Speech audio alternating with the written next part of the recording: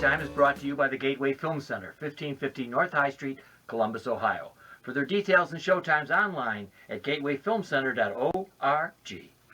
The award-winning It's Movie Time is produced by John DeSando. Listen to the shows and read reviews online at WCBE.org. I'm John DeSando. I'm Chris K. And this is Movie Time. Chris K., I needed you very badly today because you are a filmmaker. I have been at your old machine factory downtown in Columbus. It's quite impressive. And, of course, I enjoyed your documentary of Flying For. I know. I thought better of it than you did. But because today I've got a problem, man. Yeah? It's this film, Carol. Yes. And we know, I mean, even though the nominations are out already, but you and I are recording this 2 days before the nominations for the Oscars come out. They're not out. They will be out. They will be out. Yeah, Thursday. So everybody knows that Carol is in that mix. Oh, yeah. I mean, we're predicting it. Chris, is it Oscar worthy? I don't know. I mean, it did really well at Cannes Festival, but, for me, I went into it with great expectations. So far, much of the reviews have been great. Obviously, two great actresses, great director, great cinematographer, but fortunately for me, it fell kind of flat. So why? How does that? Because I had some similar feelings. Though I think I liked it better than you did, but still, I had some disappointment. Tell me exactly why.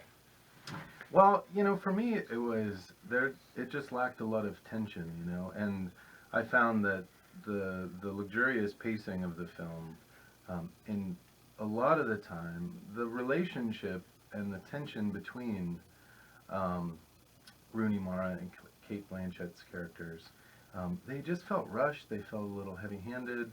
And in the end, I just ended up not really knowing what the film was about. You know what I mean? Okay. Was it about forbidden love? Was it about unreturned love? Was it about powerful women? Was it about... I just didn't know. And it didn't feel like it went really anywhere with any of those things, but just kind of flirted with all of them. And boy, I'll tell you, for me, the languid pace, the luxurious pace, as you called it, was a bit annoying after a while for me. Yeah.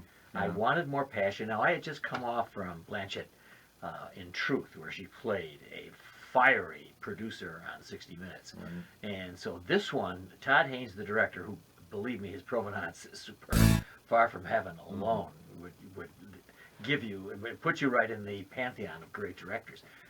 Recreating the 50s, and boy, he seems to do that really well. But I'm wondering, and I'm inferring from what you said and what I felt, if he didn't trade off that for the kind of tension that any good drama is going to have. Yeah, maybe. I mean, on that note, I thought it was, beautiful. It was kind of funny that it, a film set in New York in 1952 is filmed in Cincinnati. Right. A little proud moment for us Ohio boys, Filmed on 16 millimeter film, which is obviously, beautiful and again, kind of luxurious. Okay, but, kind of a nice touch to the 50s. I don't know that he traded it necessarily, but, Well, having been a kid of the 50s, I thought that everything fit the 50s for me. And what was interesting was that I, of course, was not aware of lesbian relationships in the 50s when I was a kid. I mean, that was just something that we knew nothing about. So I could only guess how difficult it is for these two women. Now, Blanchett's a well-to-do, middle-aged woman.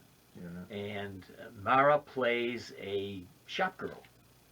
And they gradually fall in love. So that we have the prospect here of a stormy, difficult romance.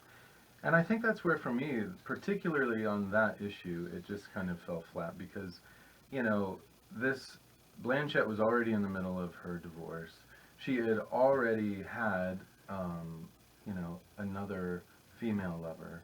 So this wasn't like, Rooney Mara wasn't this quiet, eccentric artist girl that the well-to-do, which I kind of like that it didn't fit normal storylines, but then there didn't seem to be much reason for the passions to inflame. And I found Blanchett a little bit like almost predatorial too. Yeah, It's a for little sure. strange and Well, look at that fur coat. yeah. She's an animal, man.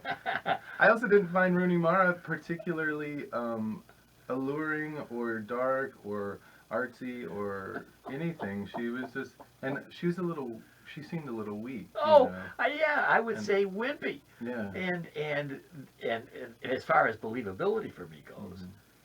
how Blanchett zeroes in on her and she zeroes in on Blanchett. Mhm. I didn't think there was anything in Mara extraordinary that would take a woman, a classy woman with a lot of money Right. and a big fur coat, to leave her gloves there so the two of them can connect. I didn't get it. Yeah. So I think it's partly Mara's underplaying. And there you go. Yeah. For I me, think so. it's all underplayed. Yeah. Absolutely. And, you talked about, you and I, when we talked last time about this, you talked about the pacing between the two of them, which was really interesting. Mhm. Do you remember that? Yeah. So I mean, that's what I mean. Like, a lot of the movie is very slow, and which I like. It's great. But then particularly like the restaurant scene, I found very kind of strange and rushed and heavy-handed. You're trying to build this that they're kind of they didn't really sneak away, but they're having lunch. And um, just the comments were a little bit odd. Like, oh, I like the smell of your perfume, and it just seemed a little cliched and trite. And then Kate gets up to leave because another gentleman comes over to talk to Rooney Mara's character, and she walks by the table, and there's a moment where, and she just puts her hand on her shoulder, and again, it felt, it's that slightly patronizing, a little bit predatory thing. Yes. But it also was a moment that, for me, and there were many of them along the way of the film, that could have built the tension of the first touch, and the first moment of kind of physical connection, and that one, was a very disappointing one for me. Well, it's interesting because I noticed also that touch. I mean, it was a bit profound, Mhm. because it was the first, as you say, really the first Mhm. contact.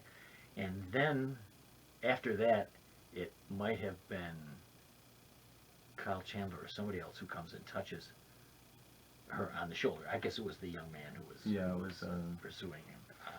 His name Teresa's. Yeah, and yeah, let me see. It's Jake Lacey playing Richard Simcoe, I think, Mhm. is the young man who's pursuing Rooney Mara's character, right? Yeah. But yeah, and that I like Todd Haynes' willingness to do that, Mhm. but I didn't catch a whole bunch else of it going on. Yeah. That beautiful moment, but then the rest of it is really, really slow and languid. So we're waiting an hour for the big payoff scene. I mean, look I'm just a guy, and we've got these two beautiful women. I'm looking for this scene. It comes an hour. How'd you feel about their connection, their nudity, and all that? How'd you feel? Well, I mean, again, it just felt a little bit. It felt a little heavy-handed again. You know what I mean? Like, it didn't. The anticipation and the, whatever the situation and whoever the people are, you want to feel that when these two people finally come together, it's, it's been building. Yes, You know what I mean? yes. And for me, the film didn't do that, and so that moment didn't carry that tension and that weight for me. Oh yeah. And then I just found the scene overall a little bit, cold and sterile. It just was, as far as love scenes go, it wasn't very. Well, It's beautiful yeah. women. But And don't you whatever, think but, just a bit posed? I mean, Yeah. that's what I felt, and if I'm also sensing with you that he's not letting go. He's still posing his characters, and even to the point where Blanchett, where you get Mara is her breasts are exposed, and Blanchett's are very carefully Right. not seen, except so there's a certain reluctance, I Mhm. thought, on the part of the director to go fully Right. into the. Yeah, the one seemed very just kind of out there, and the other was kind of hidden. And I think for me that was part of it. It wasn't, there's some scenes that are so filmed in such a way that you feel the warmth and the kind of dewiness of the skin. You know what I mean? Yes, And yes. and then others are very stylized and almost choreographed, and both I think kind of work well. And for me, this didn't have either. You Okay. know, so it was Yep. kind of like once again, it just felt like the stage was set for something tense and beautiful, and you know, and it didn't have it. Well, now, what was good here, I think, how about the production design? Oh, phenomenal! Yeah, the styling, the hair, makeup, wardrobe, the cars. You know, we like like I mentioned a while.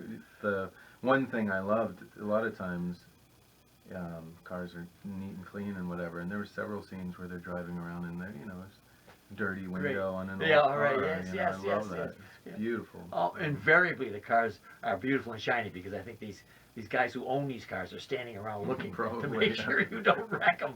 But yeah, there's an authenticity about that, and as we mentioned, even for their costumes and everything in that frame seems beautifully Oh, yeah. perfect to Oh, me. they nailed it on that. Yeah. So and absolutely. Todd Haynes is an expert at this. And the cinematography was again just outstanding. I mean, it was gorgeous. Yeah. I'm trying to remember his name. Oh, Ed Lockman. Yeah, yeah.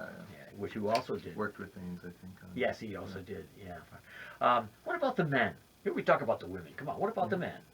I found the men great. I mean, they were played, fairly small roles, but they were good. The one guy I really enjoyed, I forget his name offhand, but was her friend who worked at the Times.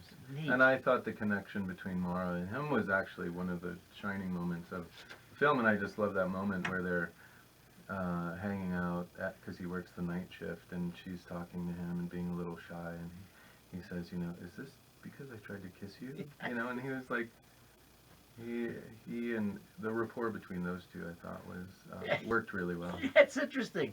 The rapport between those two is probably more exciting Yeah, than it was between the great. two principals. That's Well, it just really- seemed authentic. Yeah. I mean, there was a moment of, yeah. I thought Kyle Chandler as Blanchett's husband, Carol's husband, was particularly effective. Here's a guy caught in the 50s, a prosperous businessman, Right. apparently loves his wife, but is struggling against something much bigger than he, Mhm. which is her love. She's already had an affair with another woman, as you mentioned, Right. Abby, who was very fine in this It was movie. as well. amazing too. Yeah.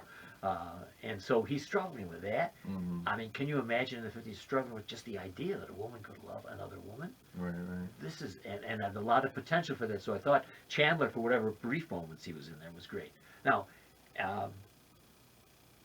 I like to think of this as maybe a little bit of noir Yeah. because I see a gun. Right. Would I be Yeah, fair? the gun. That was a funny one. The introduction of that. And it was weird because in the end, when she finally pulls the gun, and we'll leave it Yes, why she right, pulls it, right. so we don't ruin something. Yes, yeah, great. But isn't loaded, and you're left wondering kind of why. But that was a good moment. Yeah, I guess the old saw, if you see a gun somewhere, Yeah. you yeah. know it's coming back Right. at some point. Exactly. Chris, I've admitted to you before, endings elude me Yeah. because I'm an impressionist, and by the time I'm coming to the end, I have the full impression. Mm. Now, there can be very bad endings, and I don't like them, but it's almost difficult for me to remember an ending. So I'm turning to you and saying, Chris, as a filmmaker, here's an ending. We're not going to give too much away, but I'd like to know your impression of the ending of this film. Yeah, for me, the ending was probably the most disappointing part of the whole thing, which, they often are. I find a lot of film endings just kind of, Tarantino's top, obviously, of mine and everyone else's, but good God, I don't know. He jumps the tracks a lot on his endings. But in this film, it was very disappointing because it had a lot of potential. There's a moment where Kate comes back after 6 months of psychotherapy, which again was another thing they touched on and didn't really deal with. There's a lot of moral, social, cultural issues between her and her husband. A lot of things that didn't get really touched on. But in the end, she comes back, sits down with Rooney Mara and says, "Hey, I'm sorry, but guess what? I've got a job now and I'm getting my own place." And again, she's talking to a woman who's been doing that for a long time, and so Rooney Mara, this kind of meek shopkeep girl, has already had her own place, saved money Yes, and all yeah. that. And Kate says, you know, will you move in with me? And Rooney Mara says, oh, I don't think so. And it's this first moment where Rooney Mara has some power, and you feel like, this is amazing. She's like, she's found herself. She's really a good, strong, she is a good, strong woman. She just kind of, and then they each go to separate parties, whatever, and then Rooney ends up going and finding Kate at the restaurant that she was going to be at, which I felt kind of disappointed by. And then, you know, Kate gives her this "I got you" look, and the movie ends. And so again, it was this kind of like, wait, you know, I felt kind of like Rooney got taken advantage of. And you know, it didn't fit me with my expectation of her character arc. And at that point where you were talking about where she has figured out something about herself, after all, up to this point she's been saying yes to everything. Right. And now she has the chance to say no, and she does. It would have been an appropriate time to stop the film. That would have For been me. amazing. It would have been amazing. Now, Chris Kay, you are the founder of Old Machine, and you are a fine director. So I'm not reluctant to ask you to grade this film. Oh man. Well, I think that's a flowery description of me, but that's tough because actually, who am I? I've got a lot to learn. But you know, I think as far as movies that I love and the things that this has going for it and done, I'd probably put it in the high C's somewhere in there. Yeah, You know. yeah. It was- And I'm a little hotter on it than you are, and I'm going to award it a solid B. And I suspect for two things: the design we talked about, which is just beautiful, and the underplaying actresses. And I would have to ascribe this to Todd Haynes, the director, bringing them down to that one, which I think may have been too much of down. But when you think about the alternatives out there, this is a pretty good film. Oh yeah, amazing. Good.